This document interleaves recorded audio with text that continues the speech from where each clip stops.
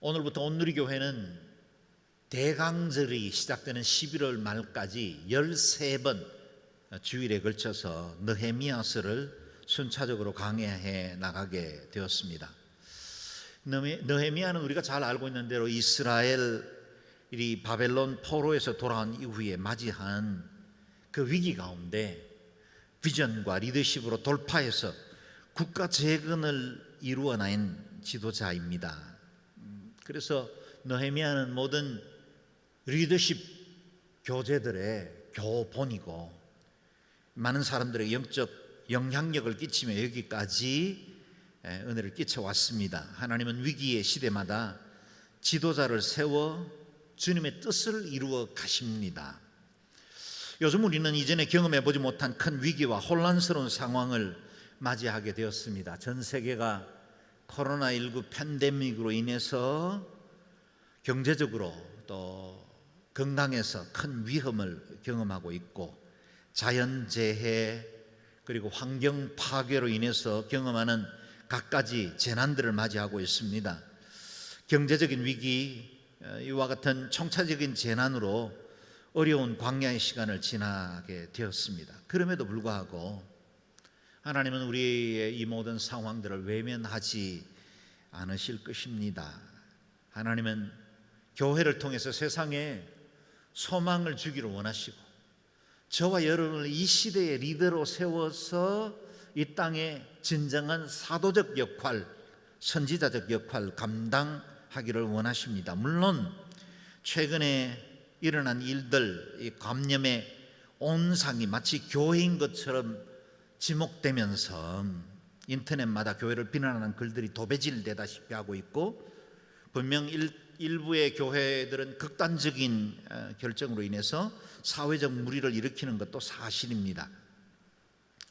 이런 때일수록 우리 자신을 더욱더 낮춰 모든 상황에 덕을 세우는 일에 힘을 써야 하겠고, 오늘 우리 큐티 말씀에서 묵상한 것처럼 위의 권세, 하나님이 위로부터 난 권세를 허락하신 세상 정부의 질서도 지켜나가는 것이 세상의 빛과 소금 중에 하나입니다.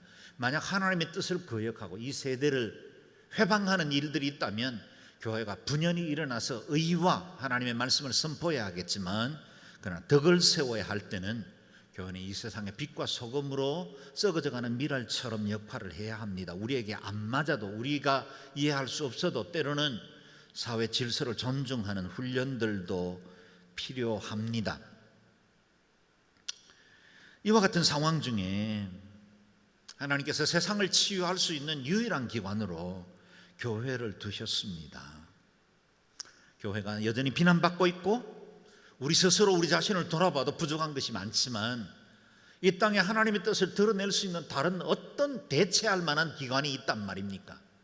어떤 정부, 어떤 군대, 어떤 인스티튜트가 교회를 대신해서 하나님의 뜻을 이룰 수 있는 기관이 있단 말입니까? 교회는 유일한 소망입니다. 그러므로 우리는 더 겸손하고 더 철저하게 자신을 복종시켜 거룩의 능력을 회복하고 세상을 치유할 수 있는 선지자의 역할들을 감당해야 합니다. 느헤미야서는 우리가 묵상해 나가는 동안 우리가 어떤 지도자로 세워져야 할지를 가르치는 중요한 교본이 될 것입니다. 자, 이제 느헤미야가 어떤 시대 배경 속에서 살아왔는지를 살펴보겠습니다. 1절에서 3절 말씀을 함께 여러분의 성경을 통해 자막을 통해 읽겠습니다. 시작. 하가랴의 아들 느헤미야의 말입니다.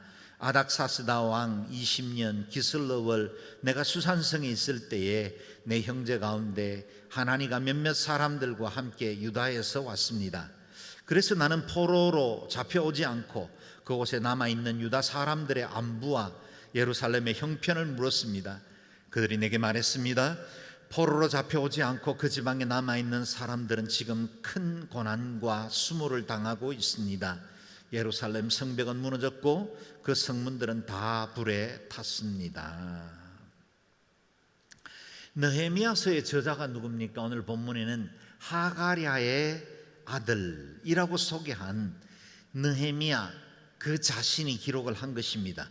오늘 본문은 1인칭 곧 느헤미야가 자신이 경험했던 했던 하나님의 역사들을 돌아보면서 자서전적으로 기록한 책입니다. 느헤미야서의 시대적 배경은 주전 444년, 445년이라 부를 수도 있습니다. 바벨론에 의해서 예루살렘 성전이 파괴된 그때로부터 142년이 지난 때입니다. 70년 바벨론 포로를 제하고도 예루살렘에 이스라엘 백성들이 고토록 귀환하던 고레스의 칙령 이후에도 70년의 시간이 지난 시점이다라는 겁니다. 도표에서 보는 바와 같이 이전에 스룹바벨에 의해서 1차 귀환이 있었고 에스라에 의해서 2차 귀환이 주도되어서 두 번에 걸친 포로 귀환이 있었습니다.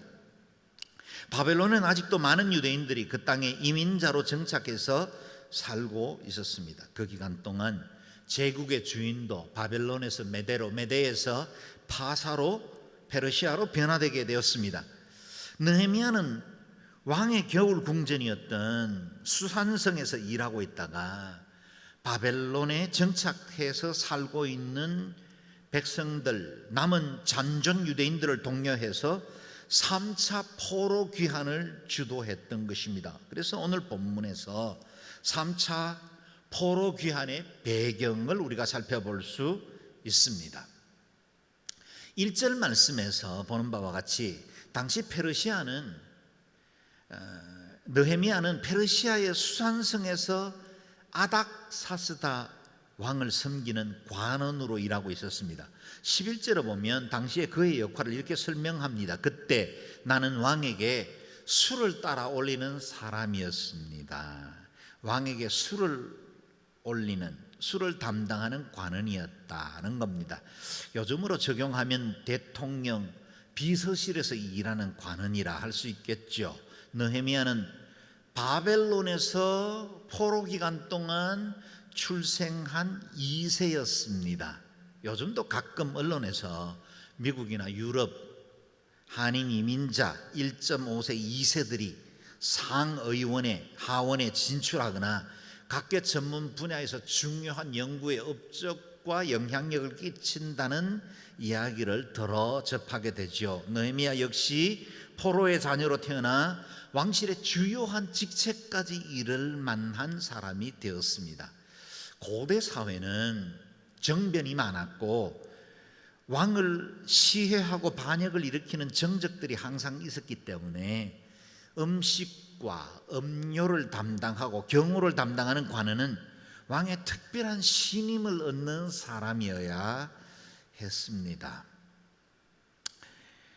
그러므로 느헤미야는 탁월한 능력으로 고대 최강 제국을 이끌던 페르시아 고위층의 자리에 이르렀을 뿐만 아니라 왕의 신임을 얻는 자리에 이르렀고 그냥 단순히 술 맡은 관원에 그치지 않고 중요한 국사를 함께 의논하는 자리에까지 이르게 되었습니다.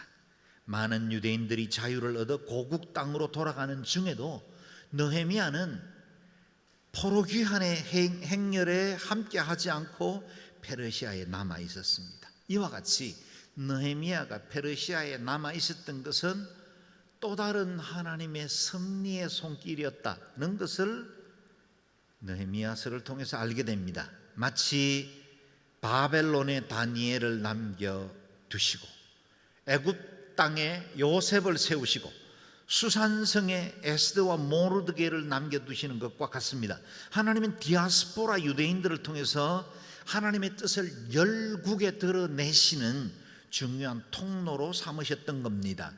우리의 한민족 디아스포라들도 곳곳에서 하나님의 나라 확장을 위한 귀한 도구들이 되고 있죠. 고려인들이나 조선인들은 초기 러시아 선교와 중국 선교의 중요한 역할을 감당해 주었습니다. 가난과 역사적 아픔으로 어쩔 수 없이 온 세계로 흩어져야만 했던 가련한 민족이었지만 하나님께서 그들이 흩어져 있던 곳곳에서 하나님의 나라 확장을 위한 아름다운 도구로 사용하신다는 겁니다.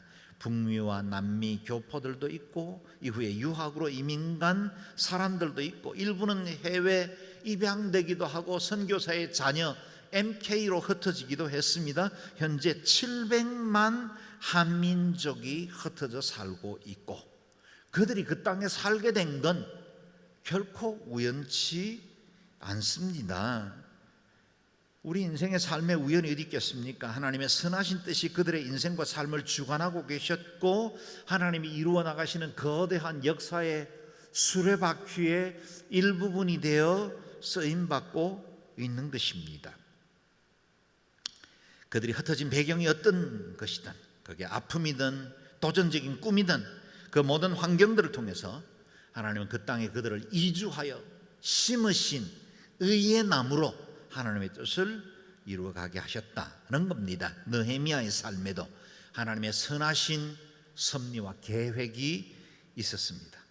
이렇게 성공한 2세 편안한 궁중의 삶을 살아갈 수 있었던 그에게 어느 날 본토 유다에서 온 형제 하나니와 몇 사람들로부터 고국의 소식을 듣게 되었습니다.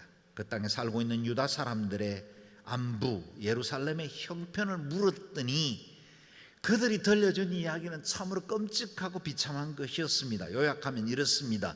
포로로 잡혀오지 않고 그 지방에 남아있는 사람들은 지금 큰 고난과 수모를 당하고 있습니다. 예루살렘 성벽은 무너졌고 그 성문들은 다 불에 탔습니다. 포로로 끌려오지 않고 그 땅에 남아있던 잔존 유대인들의 삶이 얼마나 피폐한지를 듣게 된 겁니다. 이미 2번의 포로 기환이 있지 않았습니까? 스룹바벨이 주도해서 귀환한 포로들은 성전 재건을 주도했습니다. 이후에 학개와 스가랴가 합류하면서 성전 재건을 독려하기도 했지요.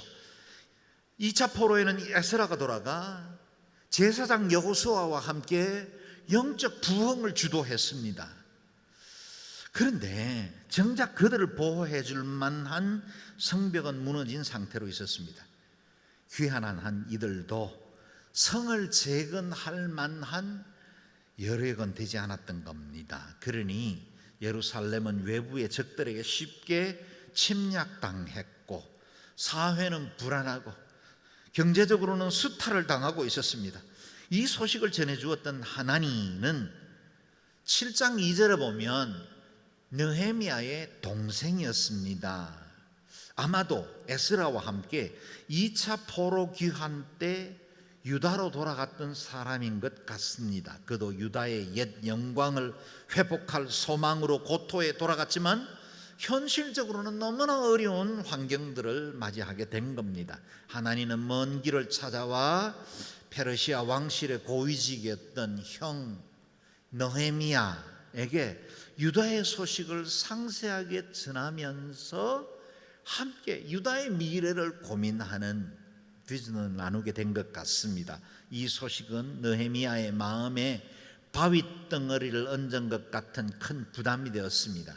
느헤미야는 여러 날 동안 큰 슬픔에 잠겨 금식하며 하나님 앞에 기도하기 시작했습니다. 4절 5절 말씀을 같이 읽겠습니다. 시작. 나는 이 말을 듣고 그만 주저앉아 울고 말았습니다. 나는 몇 날 며칠 동안 슬픔에 잠긴 채 금식하면서 하늘의 하나님 앞에 기도하며 말했습니다. 하늘의 하나님 여호와, 크고 두려운 하나님이여, 하나님을 사랑하고 그 계명을 지키는 사람들과 맺은 사랑의 언약을 지키시는 하나님이여. 느헤미야는 예루살렘의 소식을 듣고 그야말로 땅바닥에 주저앉아 어린아이처럼 엉엉 울었던 것 같습니다. 그의 슬픔과 낙심이 얼마나 컸던지를 알 수가 있고, 동시에 고국 이스라엘 민족에 대한 그의 사랑이 얼마나 깊었는지를 잘 보여주고 있습니다. 그 깊은 슬픔은 금식으로 이어졌고, 그 금식은 하나님의 보좌 앞으로 나아가고 있었던 겁니다. 저는 지금이야말로 우리가 느헤미야처럼 바닥에 주저앉아 울며 금식할 때가 아닌가 싶습니다. 다윗의 장막 프로젝트를 계획하고 무너져가는 예배를 다시 세우려 했는데 어처구니 없이 집단 감염이 확산되었고 또 2차 사회적 거리두기로 인해서 교회는 집합 금지 명령으로 예배당에 모일 수 없는 상황이 되었습니다. 그동안 모든 불편함을 무릅쓰고 방역을 위해서 누구보다 앞장서 애썼고 서로 만나고 싶고 손잡아주고 싶고 교제하고 싶고 밥 먹고 싶은 것 절제하며 여기까지 왔는데 또 이 같은 어려움을 만나게 되었습니다. 낙심이 큽니다. 누구보다 나라와 민족을 위해서 기도해왔고 한국교회 그 아픔을 가슴으로 안고 기도해온 우리 그리스도인들에게는 적지 않은 실망이 되었던 것도 사실입니다. 뿐만 아니라 여론은 교회를 감염의 주범처럼 몰며 비난하고 있지요. 오늘도 주일 예배 일부 영상에서 담임 목사님 그 큰 서빙고 성전 텅 빈 자리들을 보면서 설교하는 것을 보고 정말 마음이 저리듯 아파왔습니다. 비교적 안전한 예배 환경을 가진 우리 양지도 이렇게 다시 영상으로 예배해야 하는 이런 상황에 통탄할 수밖에 없는 것입니다. 그 때문에 우리도 느헤미야처럼 무너져가는 이 나라의 민족의 환경, 우리 한국교회에 무너져 있는 이 예배, 그것을 부여잡고 함께 금식하고 기도해야 할 때가 된 것 같습니다. 먼저 오늘 본문을 통해서 느헤미야가 가진 세 가지 태도들을 기억해야 합니다. 첫 번째, 느헤미야는 응답될 때까지 기도했습니다. 느헤미야의 기도가 잠시 감정적인 아픔으로 그치지 않았다는 사실입니다. 1절에 아우 하나냐에게 예루살렘에 가는 소식을 들은 때는 기슬러월, 태양력으로 하면 우리의 12월 정도가 됩니다. 이후 아닥사스다 왕으로부터 허락을 받고 3차 포로 기환을 주도하게 된 때는 2장 1절에 보면 니산월이라 그랬습니다. 태양력으로 보면 4월 달에 해당됩니다. 거의 4개월 기간 동안에 그의 마음속에 있는 큰 부담을 안고 기도하며 금식하며 그 시간들을 보냈다는 겁니다. 그리고 응답될 때까지 그의 기도 멈추지 않았습니다. 느헤미야에게 7개월 팬데믹을 맞은 우리가 끈질긴 기도를 배워야 할 이유입니다. 둘째, 느헤미야는 삶의 현장에서 사명을 깨달았습니다. 아시는 대로 느헤미야는 에스라와 같은 제사장이 아닙니다. 율법에 능한 사람도 아니었습니다. 다니엘과 같이 신비한 계시를 보던 선지자도 아니었습니다. 우리가 흔히 말하는 평신도 사역자였습니다. 직업인이었죠. 자신의 맡은 일을 충성스럽게 감당하는 것만으로도 문제없이 살 수 있었고 사람들에게 존경받고 칭찬받을 수 있는 사람이었습니다. 그러나 그는 자신의 삶에 안주하지 않았습니다. 나라와 민족을 위한 사명에 자신을 드리기로 결정한 것입니다. 셋째, 그 무엇보다 느헤미야는 기도의 사람이었습니다. 자신의 지위, 경험 의지하지 않고 하나님께 나아갑니다. 하나님께서 이러한 느헤미야의 기도에 귀를 기울이셨습니다. 그리고 총체적인 위기를 만난 우리에게도 느헤미야를 통한 기도의 원리를 하나님은 우리에게 말씀하시기를 원하십니다. 오늘 우리는 느헤미야의 기도를 통해 하나님께서 귀 기울이시는 기도의 5가지 원리를 배울 수 있습니다. 이 5가지 원리를 적용함으로 팬데믹으로 무너져가는 이 세대를 위한 기도의 사람으로, 무너진 성벽을 보수할 지도자로 저와 여러분들이 설 수 있기를 바랍니다. 하나님께서 귀 기울이시는 기도의 원리, 그 첫 번째는 기도의 대상을 정확하게 아는 기도입니다. 느헤미야는 자신의 기도에 귀를 기울이시는 하나님을 정확하게 고백하며 3번 불렀습니다. 5절 말씀을 다시 읽어볼까요? 제가 임의로 번호를 매겼습니다. 말했습니다. 하늘의 하나님 여호와, 크고 두려운 하나님이여, 하나님을 사랑하고 그 계명을 지키는 사람들과 맺은 사랑의 언약을 지키시는 하나님이여. 느헤미야는 자신이 기도하는 대상이 누구인지를 정확하게 알고 고백합니다. 느헤미야의 하나님은 하늘의 하나님입니다. 그를 둘러싸고 있었던 당시의 고대 강국 페르시아의 제국이 아니었습니다. 바벨론과 페르시아에 있었던 그 수많은 우상들, 사람들이 만든 형상들이 아니라 하늘의 하나님을 향해 기도합니다. 하늘의 하나님이란 뜻은 전능하신 하나님이란 뜻이요, 온 세상과 천지를 창조하신 하나님이라는 사실을 고백하고 있고, 지금도 역사를 주관하시는 하나님이다라는 고백입니다. 더구나 느헤미야의 하나님은 크고 두려운 하나님이십니다.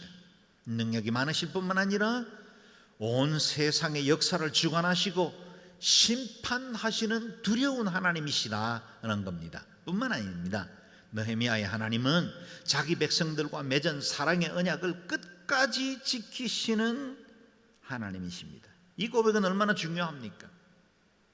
하나님의 존재와 성품을 정확하게 이해하고 드리는 기도입니다. 이 기도의 대상이 분명해져야 그 이후에 이어지는 모든 기도문들이 의미가 있습니다.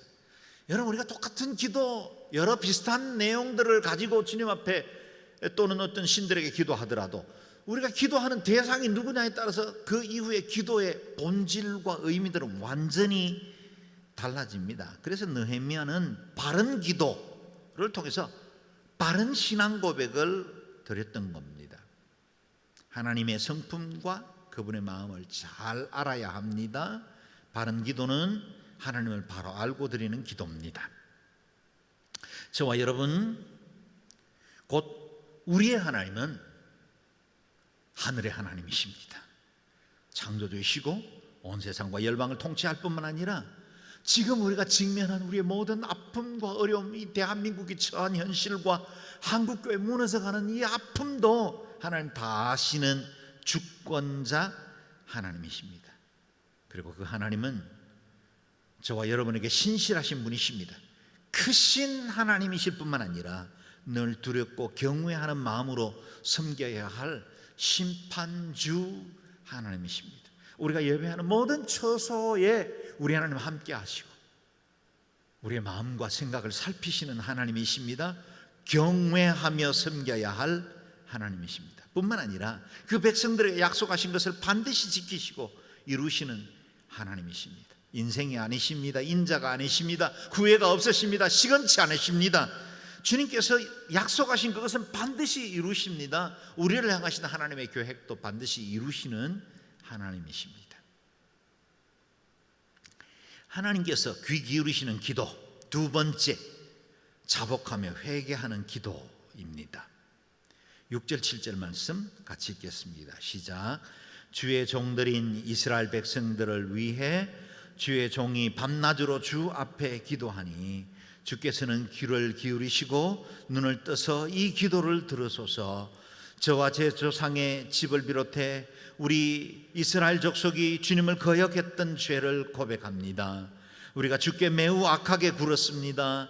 주께서 우리 주의 종 모세에게 주신 계명과 율례와 규례를 우리가 지키지 않았습니다.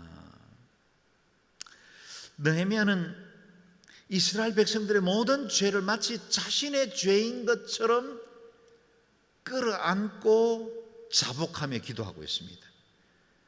아시는 대로 느헤미야는 포르민의 2세로 성장했습니다. 이스라엘이 멸망한 것에 직접적인 책임을 가진 사람이 아닙니다.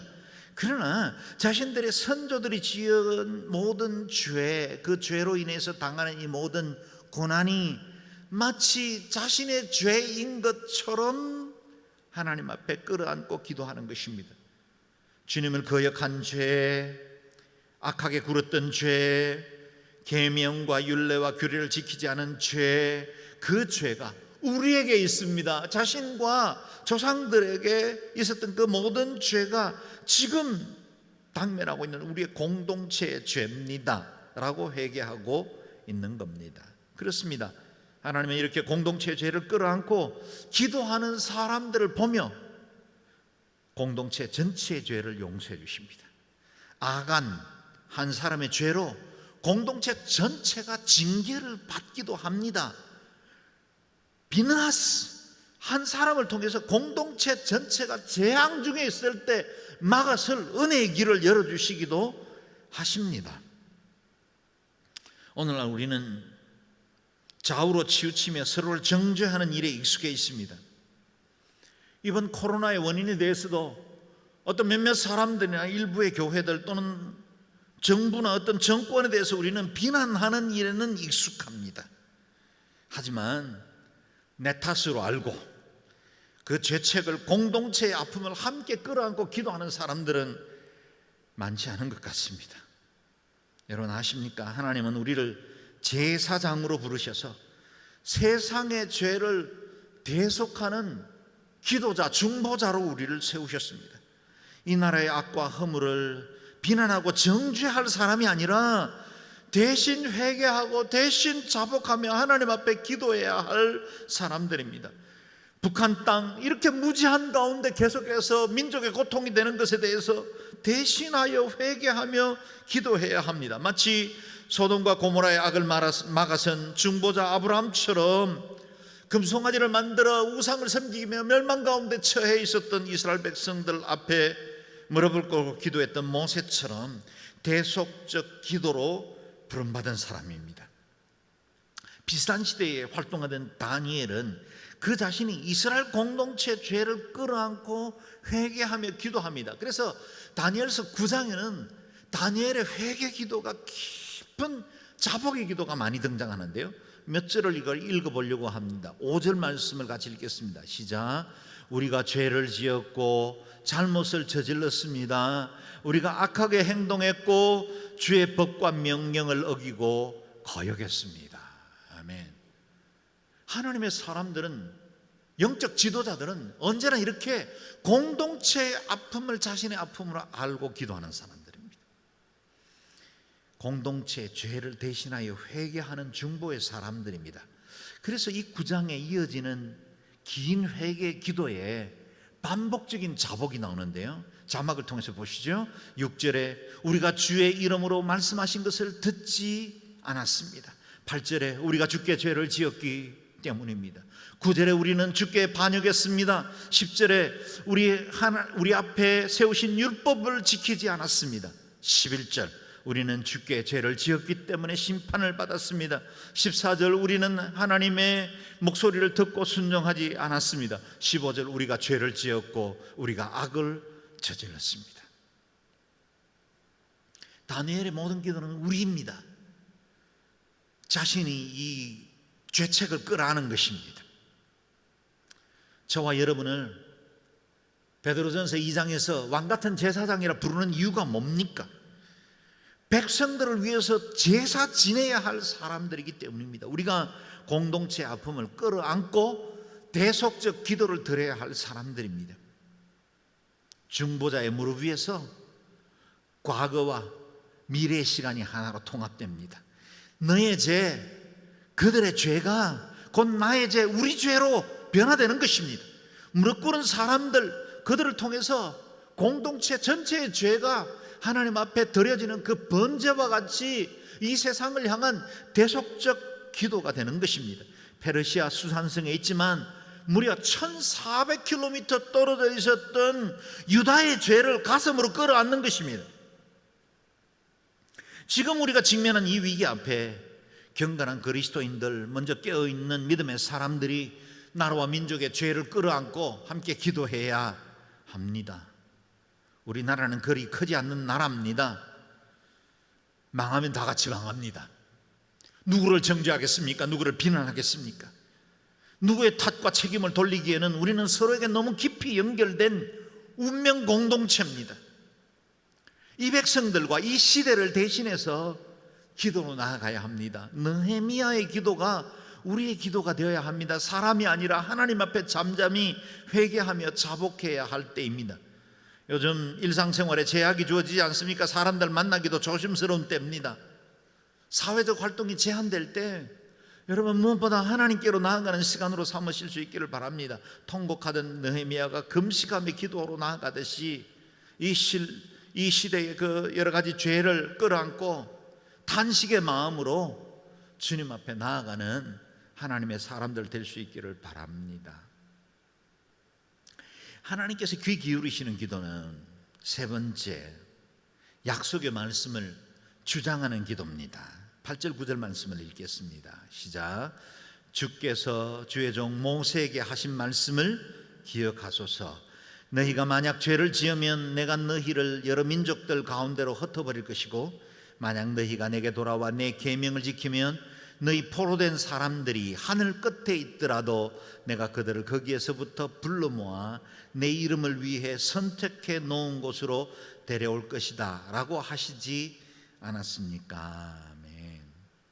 느헤미야는 이전에 하나님께서 모세에게 약속해 주셨던 그 말씀을 환기시키고 있습니다. 여러분, 하나님이 잊어버리실 리가 있겠습니까? 하나님이 그 약속하신 것을 저버리실 리가 있겠습니까? 다 아시는 하나님이신 것을 느헤미야는 너무나 잘 알지만 모세에게 약속하셨던 그 말씀을 근거로 주장하며 기도하는 것입니다. 이스라엘 백성이 하나님께 죄를 지어 나라가 망하고 포로가 되는 것이 말씀을 우리가 어기고 율법을 깨뜨렸기 때문에 주어진 것이라면 동시에 이 말씀에 회복의 약속도 있지 않습니까? 주님의 은혜와 은총도 약속되어 있지 않습니까? 그러면 지금은 그 약속, 회복할 그 말씀이 성취될 시간이 왔습니다. 이렇게 주장하는 것입니다. 마치 법정에서 법조문을 인용해서 죄의 유무를 검사와 변호사가 서로 논쟁하고 또 최종적으로 법조문을 따라서 판사가 판결을 내리는 것처럼 느헤미야는 이전에 기록된 하나님의 말씀, 모세의 말씀을 인용하여 기도하는 겁니다. 그 인용된 말씀이 많지만 특별히 신명기 30장 1절에서 4절이 오늘 본문과 직결되어 있는 말씀입니다. 함께 읽어보겠습니다. 내가 너희 앞에 둔 이 모든 복과 저주가 너희에게 임해 너희 하나님 여호와께서 너희를 쫓아내셨던 모든 민족들 가운데서 그것들이 너희 마음에 생각나서 또 너희와 너희 자손들이 너희 하나님 여호와께 돌아와 내가 오늘 너희에게 명령하는 모든 것에 따라 그분께 온 마음과 온 영혼으로 순종하면 너희 하나님 여호와께서 너희를 사로잡힘에서 회복시키시고 너희를 긍휼히 여기셔서 그분이 너희를 쫓아내신 모든 민족들로부터 너희를 다시 모으실 것이다. 너희가 하늘 아래 가장 먼 땅으로 쫓겨갔다 해도 너희 하나님 여호와께서 거기서 너희를 모아드리도록 하실 것이다. 아멘. 이런 기도는 하나님도 꼼짝을 못하십니다. 여러분, 하나님이 꼼짝 못하신다는 말은 그분의 성품에 적합한 표현은 아닙니다. 그러나 이건 사실입니다. 하나님께서 약속해 주신 그 말씀 주장하는 기도는 능력이 있습니다. 그 기도는 하나님 반드시 그 약속을 신실해 나가시는 성품 때문에 그 기도는 응답되지 않을 수가 없는 것입니다. 우리 예수님께도 약속하지 않으셨습니까? 내 이름으로 무엇이든지 내게 구하면 내가 행하리라. 그래서 우리가 기도할 때 예수의 이름으로 기도하는 거죠. 사도 요한이 우리에게 선언한 이 말씀, 예수님의 말씀을 근거해서 주장하는 것입니다. 함께 믿음으로 선포하겠습니다. 시작. 그를 향하여 우리가 가진 바 담대함이 이것이니 그의 뜻대로 무엇을 구하면 들으심이라. 우리가 무엇이든지 구하는 바를 들으시는 줄을 안즉 우리가 그에게 구한 것을 얻은 줄을 또한 아느니라. 아멘. 예수 그리스도의 이름으로 우리가 기도할 때 하나님께서 이 기도를 들으시고 응답해 주신다. 말씀하십니다. 말씀을 주장하십시오. 우리에게 약속하신 그 은혜를 믿음으로 붙들고 나아갈 수 있기를 바랍니다. 네 번째, 하나님께서 귀 기울이시는 기도는 기도자 자신이 누구인지를 아는 기도입니다. 조금 엉뚱해 보일 수 있지만 이것도 굉장히 중요합니다. 기도자 자신이 내가 누구인지를 알고 고백하는 것이 중요한 기도의 단서가 됩니다. 10절 말씀 읽어보겠습니다. 시작. 그들은 주께서 주의 큰 능력과 주의 강한 손으로 구속하신 주의 종이요 주의 백성들입니다. 아멘. 느헤미야는 지금 이 기도를 드리는 그 모든 사람들이 그 자신과 이스라엘 공동체는 하나님이 직접 구원해 주신 주의 종들이요 하나님의 백성이라는 사실을 고백합니다. 실제로 그들은 도덕적으로나 종교적으로는 자격 없는 사람들이었죠. 무슨 면목이 있어서 하나님 앞에 이렇게 담대하게 기도할 수 있겠습니까? 그러나 적어도 신분으로는 하나님이 지명하여 부르시고 언약된 백성 되게 하시고 그 끔찍한 이집트의 노예 생활에서 건져주신 그 하나님의 친백성인 그들로는 언제든지 하나님 앞에 나와 기도할 수 있는 자격이 있었다는 사실을 그는 주장하는 거예요. 기도하는 제가 누굽니까? 하나님의 백성입니다. 저는 하나님께서 그 민족 특별히 선택하여서 구별되신 민족 가운데 하나입니다 라고 고백하는 것입니다. 이집트에서 열재앙을 내리시며 백성들을 구하셨고 광야에서 수많은 기적으로 먹이시고 공급해 주시고 보호해 주셨던 약속의 땅으로 기필코 인도해 주셨던 그 백성입니다 라는 겁니다. 사랑하는 여러분, 하나님께서 우리의 기도에 귀를 기울이시는 근거가 있다면 저와 여러분이 신앙적으로 옳고 대단해서가 아닙니다. 도덕적으로 바라서가 아닙니다. 우리가 하나님의 자녀이기 때문에 예수 그리스도의 보혈로 인침받은 구속받은 백성이기 때문에 하나님은 우리의 기도에 귀를 기울이시는 줄로 믿습니다. 우리가 자주 실패하고 하나님 말씀대로 살지 못하더라도 자녀된 신분에 근거했기 때문에 우리는 언제든지 하나님의 보호자 앞으로 나아갈 수 있습니다. 육신된 우리 부모들도 동네 길거리 아이들이 요구하는 것 다 들어주진 않아도 내 자식들 원하는 것 다 해주고 싶지요. 원하지 않는 것조차도 더 잘해주고 싶은 것이 우리 부모의 마음입니다. 우리는 어린 양 예수 그리스도의 피로 값주고 사신 백성입니다. 누구든지 언제든지 주님께 돌이키기만 하면 용서받을 수 있고 기회를 주시고 온전하게 하나님의 사람으로 빚어 가실 것입니다.